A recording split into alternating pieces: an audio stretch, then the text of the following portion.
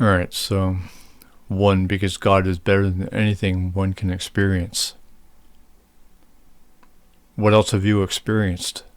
But the problem is that I asked you, why do you want that relationship, and why does this relationship involve all of these things, along with provoking atheists? And why do you want all of that? So you're saying that those that I just listed here, these four things, are better than anything else one can experience. How are those better than anything else one can experience?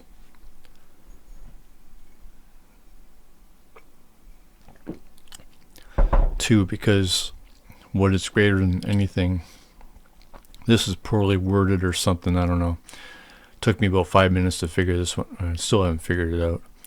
Because what is greater than anything else you naturally devote yourself to? But, well, my breakdown of this is, were you born in devotion to God or the Bible? No? How is your religious faith natural devotion?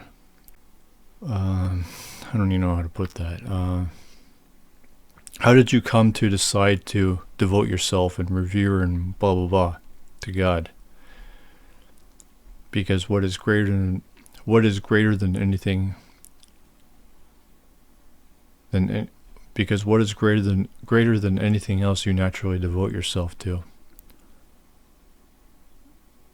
Because what is, now you're saying, the key word here I think is what. You're saying because what is greater than anything else you naturally devote yourself to. Because, okay,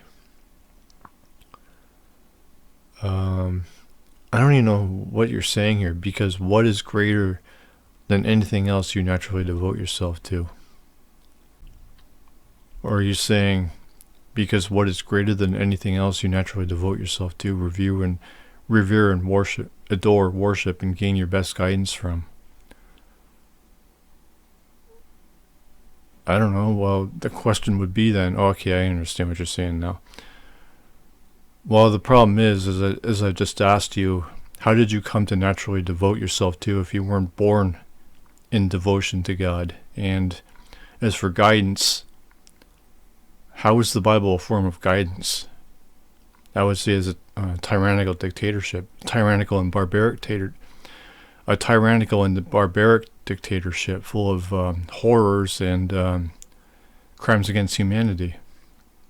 And two, if God is almighty and is a responsible creator, how can the Bible be guidance? And why do you approve of everything in the Bible? All of those horrors, those disturbing stories, and just, again, crimes against humanity.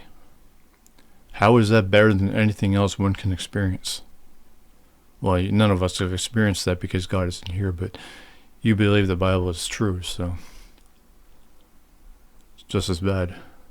3, I don't intentionally try to provoke either. Okay, so what's your point? Who's asking for your opinion? Who's asking you to say anything? What? You can sit here and tell me this, but it's meaningless. Because I don't see an apology here from you. You're not saying here that you're going to stop. What? I don't intentionally try to provoke atheists. Well, what's the common Christian response to atheists either criticizing or, well, even mocking religion or God?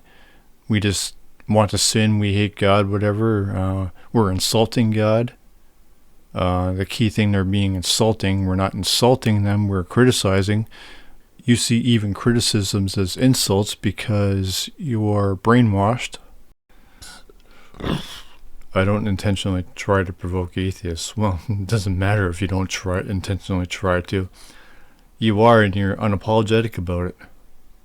You're an asshole. I mean, we could say what we believe, what we understand about Christianity, but what's your response to that? When we hate God, we just want to sin, shit like that. What? Those are 2 points against this. And if your faith was genuine, you wouldn't say anything at all to begin with, would you? Why do you say anything if you have faith in God? You believe, or I just say what I believe is the truth, okay? So you say that God will judge us and God will, we send ourselves to hell apparently. To which I would say that, what if I choose not to choose? But I still go because sin is the natural state of existence according to Christianity, correct? But yeah, we just say what we understand about this truth, as you call it, even if it is the truth. But all you guys do is just argue, and you point your finger at us, accusingly. If atheists are provoked by that, that's not my problem. No, we're not provoked. I'm not bothered by it. Well, you say this.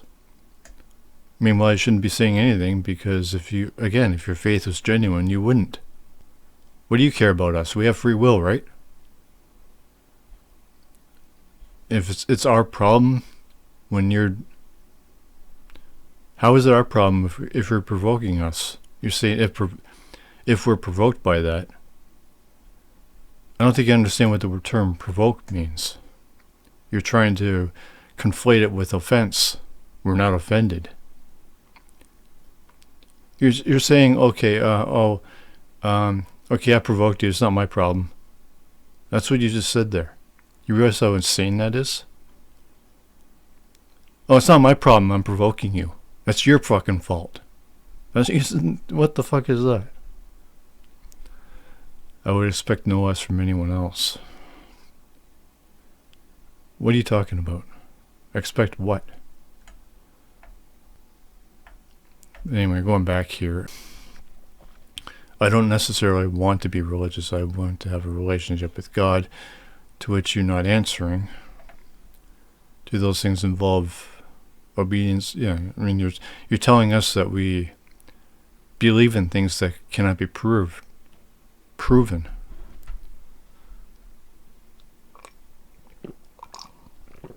You're just all over the place here.